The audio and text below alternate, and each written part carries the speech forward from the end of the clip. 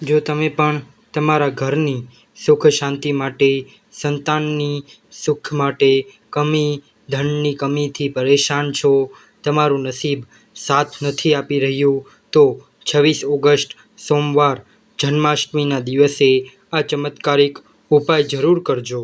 તુલસીના મૂળની માટીનો આ 100% સચોટ અને અસરકારક ઉપાય કરવો જોઈએ અને તમે જોશો કે થોડા દિવસમાં તમારી બધી સમસ્યાઓ સંપૂર્ણપણે દૂર થઈ જશે.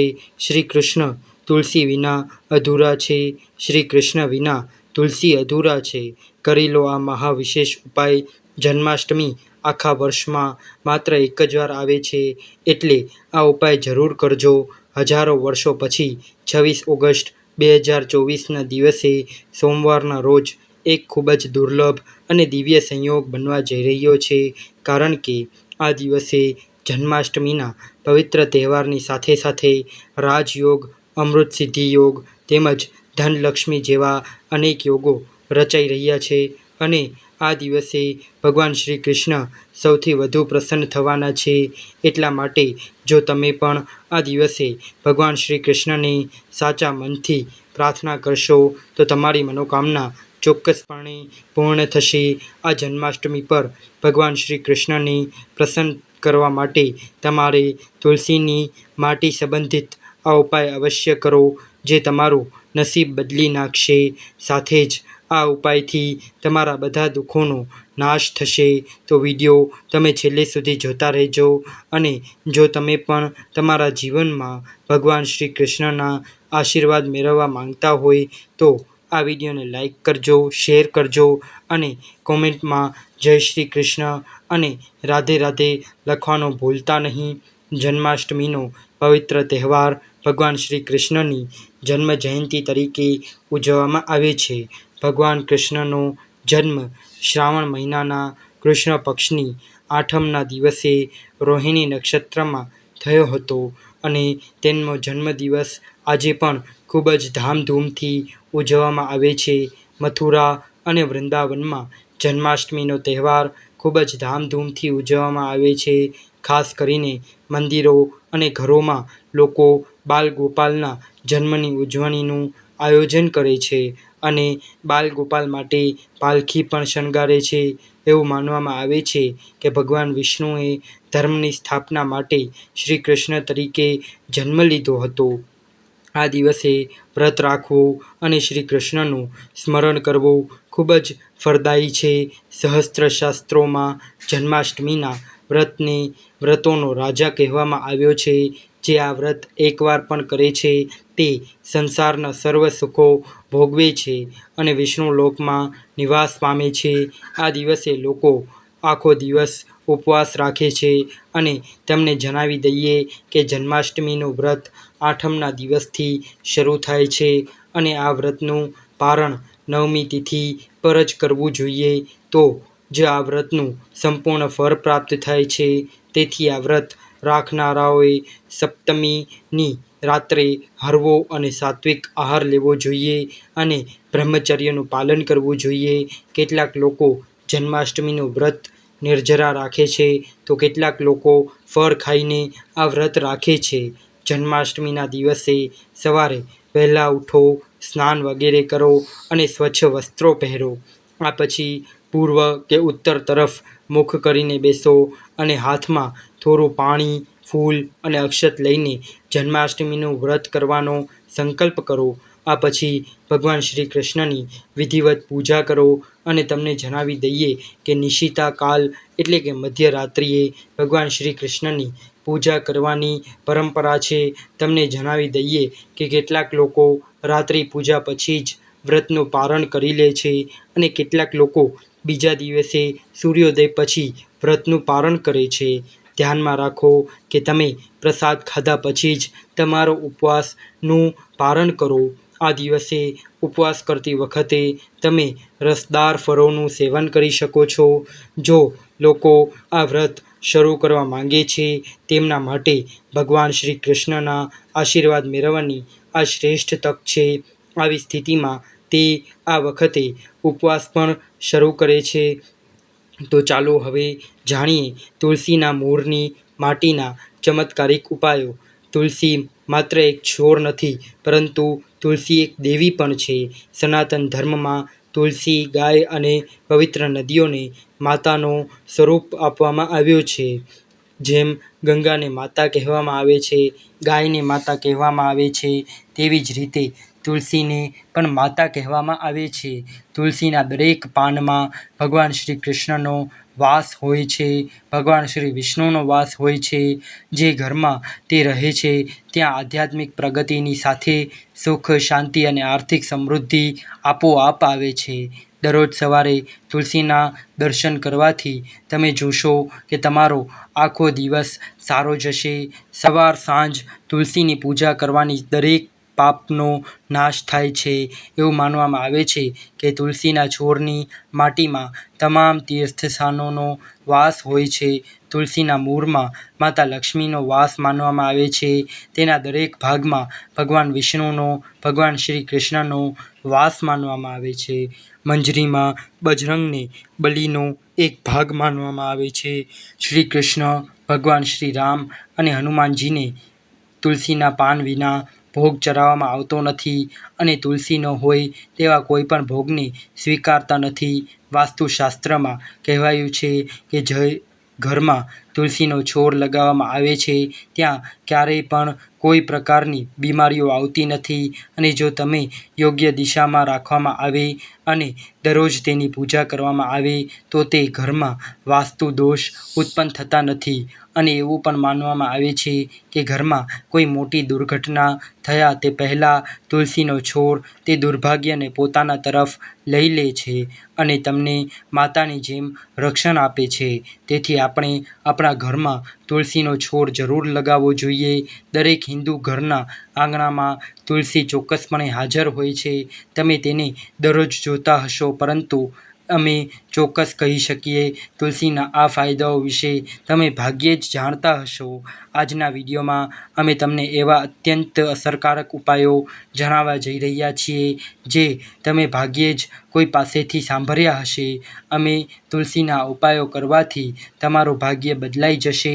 તમારી દરેક સમસ્યાનું નિરાકરણ તુલસી દ્વારા થઈ શકે છે.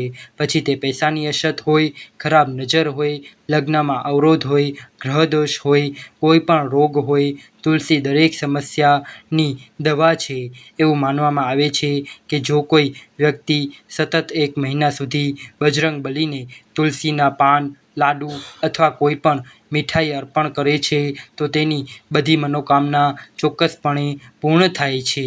તુલસીના પાનનું સેવન કરવાથી ચાલી રહેલી સમસ્યાઓ તરત દૂર થઈ જાય છે.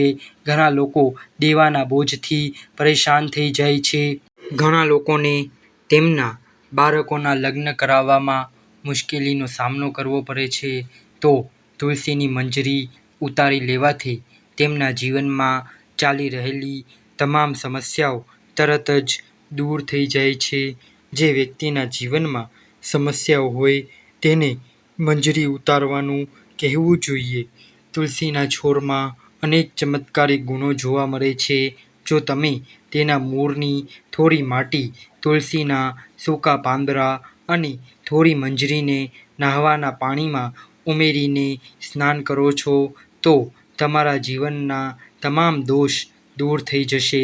આવા દોષરહિત લોકો જીવનમાં આગળ વધે છે.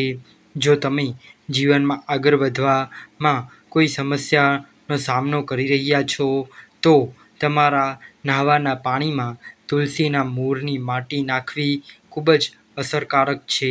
જો તમે નહાવાના પાણીમાં આ માટી નાખીને સ્નાન કરો તો પણ તમારા જીવનમાંથી ઘણી સમસ્યા, બધી ખામીઓ દૂર થઈ જશે. તમારા જીવનમાં સુખ, સમૃદ્ધિ આવશે. કોઈ તાકાત તમને આગળ વધતા રોકી નહીં શકે. તુલસીના મૂળમાંથી બનેલી માટીનો તિલક લગાવવાથી તમને દરેક ક્ષેત્રમાં સફળતા મળવા લાગશે. તેનાથી તમારી સંમોહન શક્તિ વધે છે. લોકો તમારાથી આકર્ષિત અને પ્રભાવિત થાય છે. આવું તિલક લગાવવાથી તમારું દુર્ભાગ્ય સૌભાગ્યમાં બદલાઈ જશે. આપણે દરરોજ તુલસીના પાન ખાવા જોઈએ. તેને જીવનભર શરદી, ખાંસી, લૂ, તાવ જેવી બીમારીઓ થતી નથી. જે લોકોને શરદી, તાવ આવે છે, હવામાન બદલાતાની સાથે જ તેમનું સ્વાસ્થ્ય બગડવા લાગે છે, આવા લોકોને બીજી કોઈ સારવાર લેવાની જરૂર નથી. જો તમે તમારી રોગપ્રતિકારક શક્તિ વધારવા માંગો છો, તો દરરોજ તુલસીના પાન ખાવાનું શરૂ કરો. ધ્યાન રાખો કે રવિવારે તુલસીના પાન ક્યારેય તોડવામાં આવતા નથી. તેથી એક દિવસ પહેલાં શનિવારે 2 પાન તોડી લો, જેથી તમારે રવિવારે પાન ન તોડવા પડે. આવી જ રીતે અમાસ, પૂનમ અને એકાદશી પર તુલસીના પાન તોડવામાં આવતા નથી. અને જે વ્યક્તિ સ્નાન કર્યા વિના તુલસીની પૂજા કરે છે, તે ગુનેગાર હોય છે. તેના દ્વારા કરવામાં આવેલી પૂજા વ્યર્થ બની જાય છે. આવો તમને આનો વધુ એક ચમત્કારિક ફાયદો જણાવીએ. જો તમે 6 મહિના સુધી તુલસીના પાન નિર્ધારિત સંખ્યામાં ખાઓ છો, નિશ્ચિત સંખ્યા એટલે કે જો તમે 4ની સંખ્યામાં ખાતા હોવ તો તમારે ફક્ત 4 પાન ખાવાના છે, અને જો તમે 5ની સંખ્યામાં ખાતા હો તો તમારે દરરોજ માત્ર 5ની સંખ્યામાં જ ખાવાના છે. તમે દિવસમાં એકવાર સવારે સ્નાન કર્યા પછી, ભગવાનની પૂજા કર્યા પછી અને આ સમગ્ર સમયગાળા દરમિયાન તમારે બ્રહ્મચર્યનું પાલન કરવું પડશે. તમને પ્રતિષ્ઠા, કીર્તિ અને લઘિમા સહિત 8 પ્રકારની સિદ્ધિઓ પ્રાપ્ત થશે. આપણે પૌરાણિક કથાઓમાં સાંભળ્યું છે કે હનુમાનજી મહારાજ હવામાં ઉડીને ગમે ત્યાં જઈ શકતા હતા. તેમણે પોતાના હાથમાં દ્રોણાગિરી પર્વત ઉપાડ્યો. આ બધું તેની પાસે રહેલી 8 સિદ્ધિઓના કારણે જ બન્યું છે. આ સિદ્ધિઓના સહારે કોઈ પણ અશક્ય કાર્યને શક્ય બનાવી શકાય છે. દુનિયામાં એવા ઘણા આત્માઓ છે જેમની પાસે અનેક પ્રકારની સિદ્ધિઓ છે.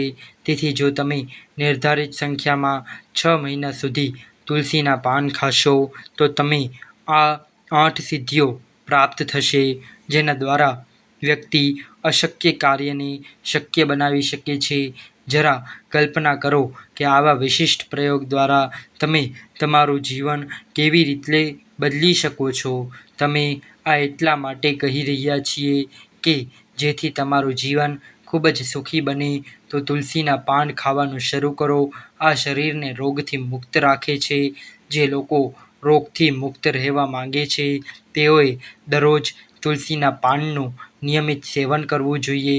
ચાલો હવે જાણીએ તુલસીના કેટલાક વિશેષ ફાયદાઓ. જે લોકો અવરોધો, નકારાત્મક શક્તિઓ વગેરેથી પ્રભાવિત છે.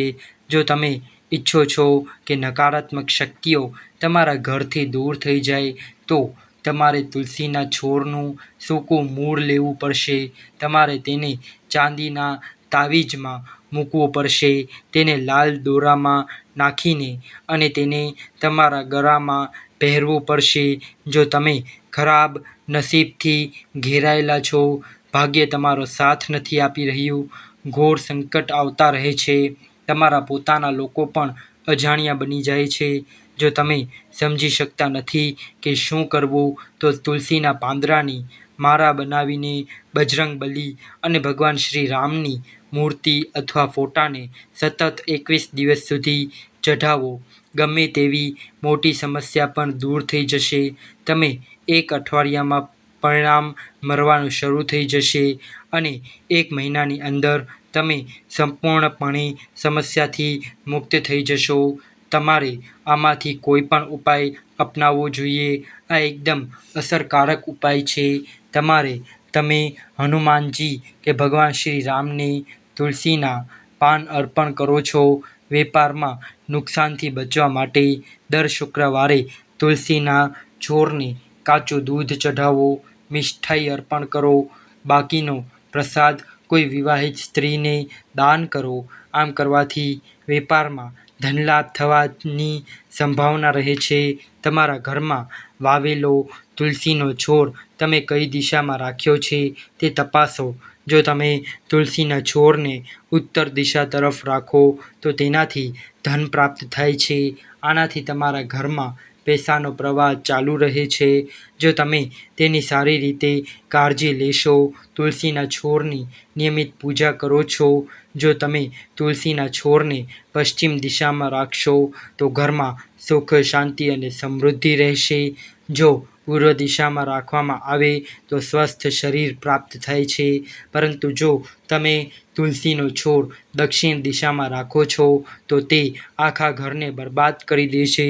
તમે જોયું હશે કે કેટલાક લોકોના ઘરમાં તુલસીનો છોડ હોય છે પરંતુ આવા લોકો ગરીબ રહે છે.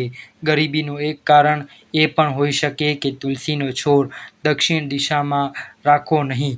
તમારે એ વાતનું પણ ધ્યાન રાખવું પડશે કે તુલસીના છોડને પૂરતો સૂર્યપ્રકાશ મળે. જ્યાં પણ તુલસીનો છોડ રાખવામાં આવે તેની આસપાસ હંમેશા સ્વચ્છતા રાખવી જોઈએ. આ સાથે તુલસી સંબંધિત કેટલાક ચમત્કારિક ઉપાયો પણ છે જે તમારે તમારી અનુકૂળતા મુજબ અવશ્ય કરવા જોઈએ. જ્યારે તુલસીના પાન સુકાઈ જાય છે ત્યારે તમે તેનો ઉપયોગ તમારા નહાવાના પાણીમાં કરી શકો છો. નહાવાના પાણીમાં તુલસીનો છોડ ઉમેરવાથી શરીરમાં નકારાત્મક ઉર્જા રહેતી નથી. ઉપરાંત જો તમે ભગવાન કૃષ્ણના 12 સ્વરૂપની પૂજા કરો છો તો તમે તેમાં સૂકા તુલસીના પાનનો ઉપયોગ કરી શકો છો. દેવી લક્ષ્મીની કૃપા મેળવવા માટે સૂકા તુલસીના પાનને લાલ રંગના કપડામાં બાંધીને જ્યાં તમે પૈસા રાખો છો ત્યાં રાખો. આમ કરવાથી દેવી લક્ષ્મીની કૃપા જળવાઈ રહે છે અને વ્યક્તિને આર્થિક સમસ્યાનો સામનો કરવો પડતો નથી. વ્યક્તિને આર્થિક પ્રગતિ મળે છે. જો આ વિડીયો તમને પસંદ આવ્યો હોય તો વિડીયોને લાઈક કરજો, શેર કરજો અને આપણી યુટ્યુબ ચેનલને સબસ્ક્રાઈબ કરી બેલ આઇકન દબાવજો. ધન્યવાદ. હર હર મહાદેવ.